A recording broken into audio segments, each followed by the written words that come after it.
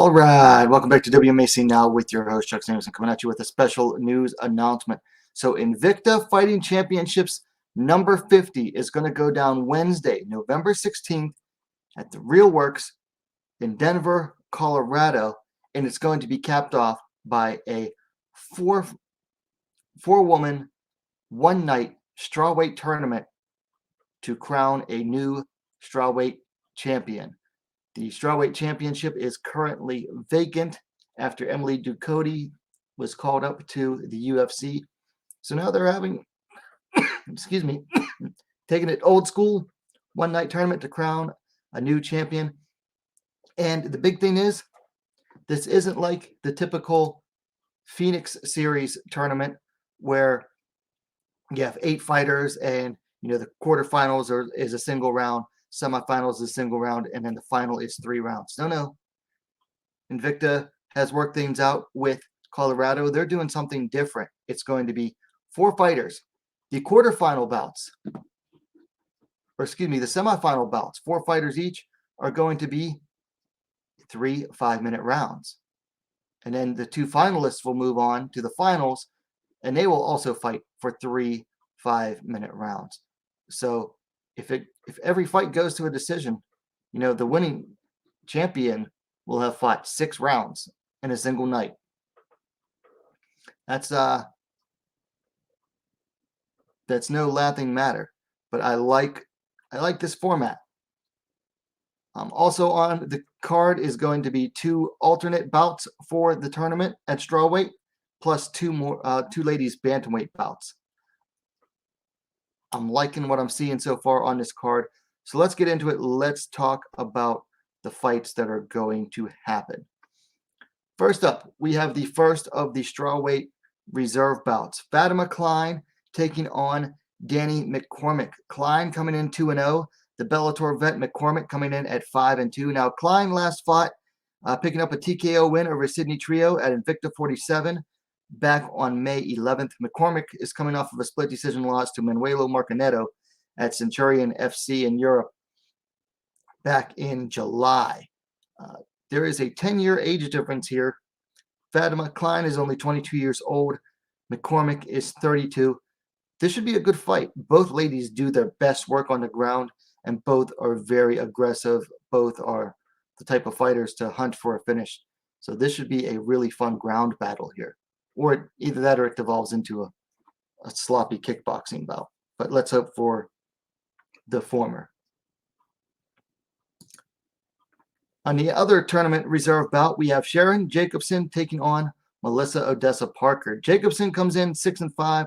She's more experienced than excuse me, Parker, who comes in at 3-2. Now, Jacobson has not fought in a while.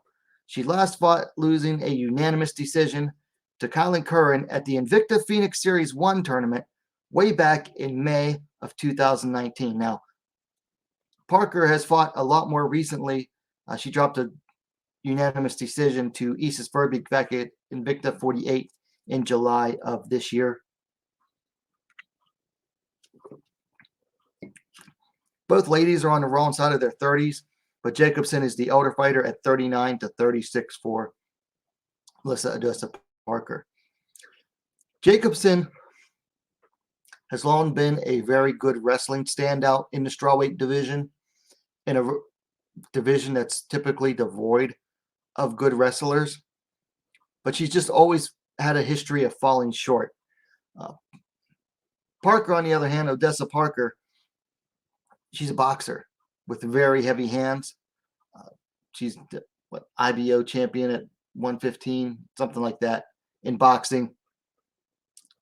So we have a classic striker versus grappler battle here, and we'll see who holds out. Tell you what, though, that ring rust for Jacobson might hold against her.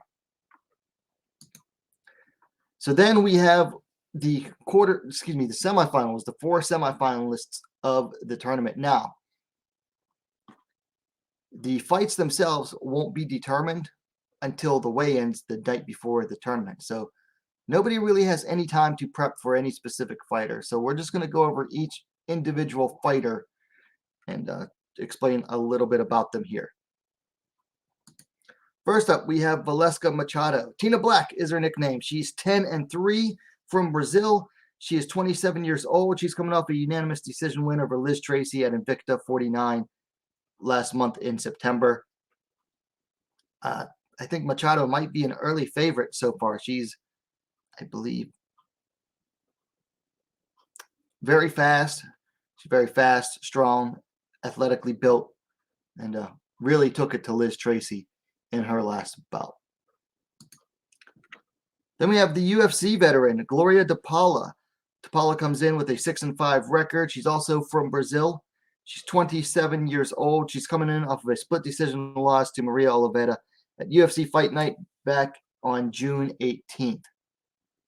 So DePaula got cut from the UFC, looking to make a name for herself, get back on the winning track with this strawweight tournament, and seek to become the Invicta champion.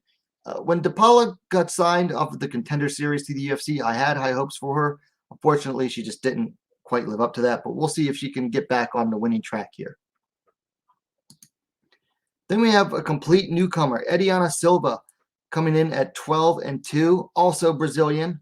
She is the youngest fighter in the tournament at 20 years old.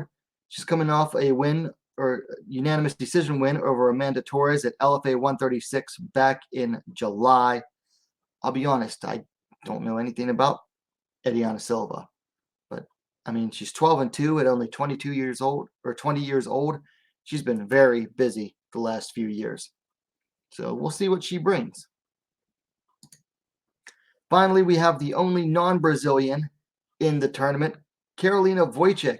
The Dana White Contender Series veteran has a record of 9-2. She fights out of Poland.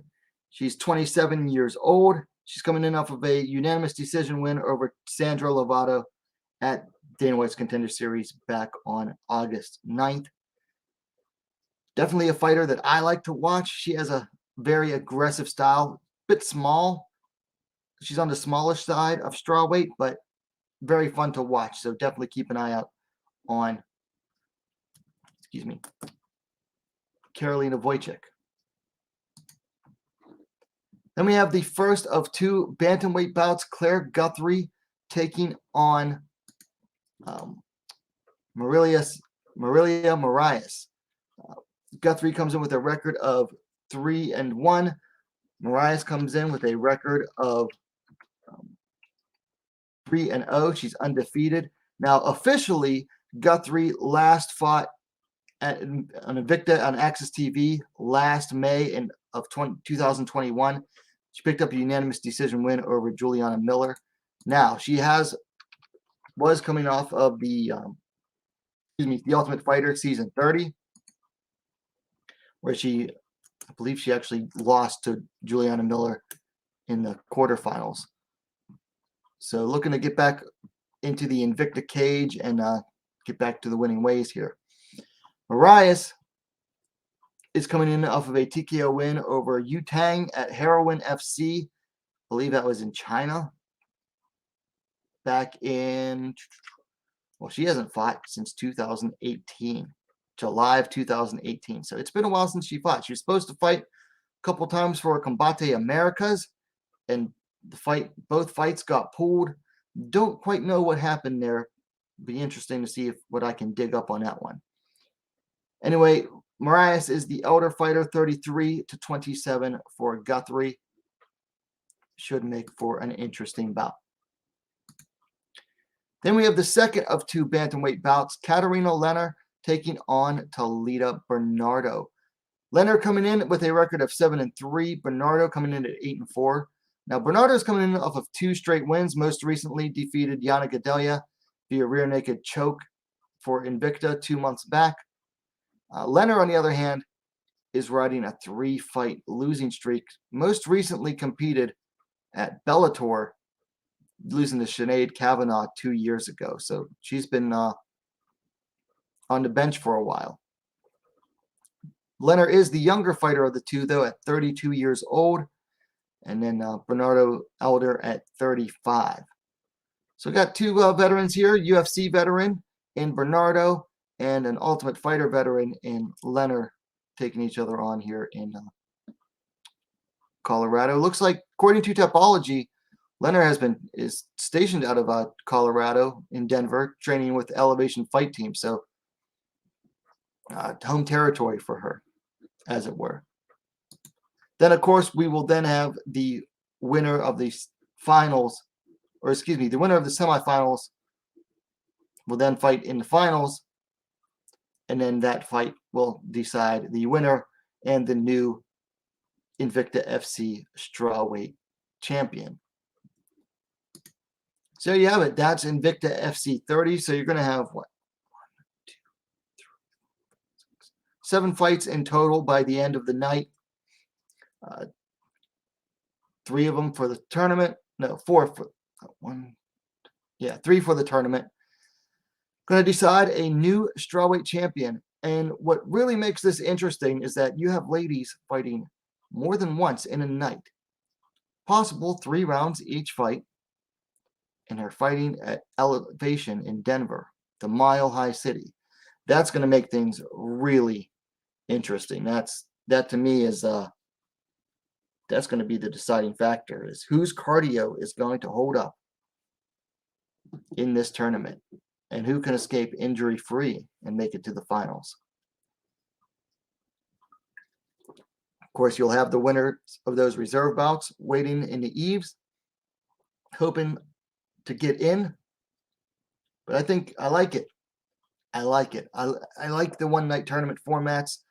I like that this one doesn't have as many fights, but it has the ladies fighting for longer, because you know that those single rounds, you don't get a whole lot.